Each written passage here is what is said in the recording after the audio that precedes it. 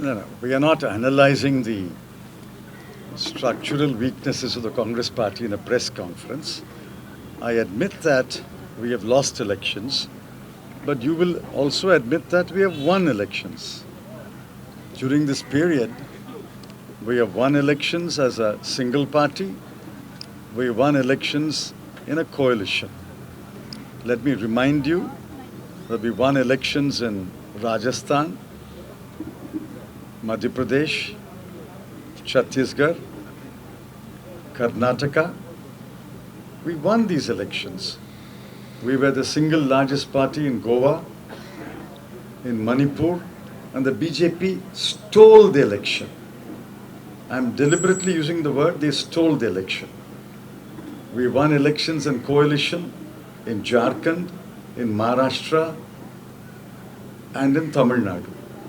So while we have won elections, we have also lost elections, but these are matters which must be discussed within the party.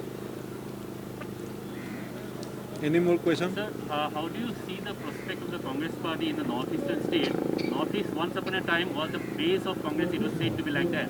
But nowadays, none of the states are under Congress. So how do you see that going forward, the Congress would do in northeast? See, there was a time when none of the states were under any other party except the Congress. The problem in the Northeast is that there are no lasting ideological commitments. Regional parties tend to change their positions very frequently, which is unfortunate.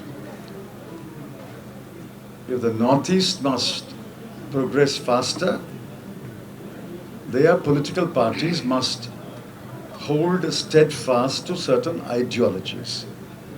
Whether you win an election or lose an election, you must remain with your political ideology.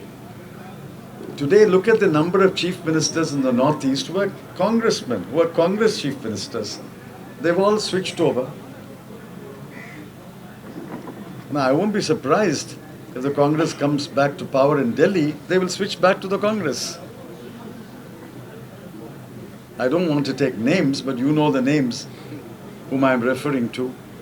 So does it a failure of the Congress then, that coherency in the Congress, that they are not able to retain their top leadership? No, it is a failure of the political parties in the Northeast who are not willing to stay on the path of an ideological commitment. It's also the failure of the Congress. But the principal failure is you must stay with an ideology that you have committed yourself to. I can name a number of people who have been congressmen for many, many years and who switched their ideology overnight. And they are chief ministers today. Sir, another... No, let's give somebody else a chance. If there's nobody else question, we can leave. So the opposition is largely divided these days, and it seems TMC leader Mamata Banerjee has been leaving some scratching attack on the Congress party nowadays. How do you see this? I don't respond to statements made by other leaders of other political parties. All that I would like to reiterate and emphasize is, if you wish to defeat the BJP, either in a state election or in a national election, the non-BJP parties must come together. If someone is not willing to join the non-BJP front, then one should question the seriousness of that party in opposing the BJP. If you are serious in opposing the BJP, you must come under one umbrella. Sir, many political analysts say that 2024 need a opposition face, and this is not necessary from Congress. People will choose the face. You will choose the face. Your wife, your brother, your son, they will choose the face. Thank you. Okay, thank you. Thank you very much. Sir. Last. The General Ops has stated yesterday. What?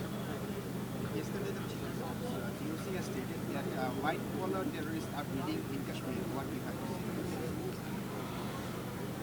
militancy and militant activity is increased in the valley and in Jammu and Kashmir after the BJP's approach to the problem of Jammu and Kashmir.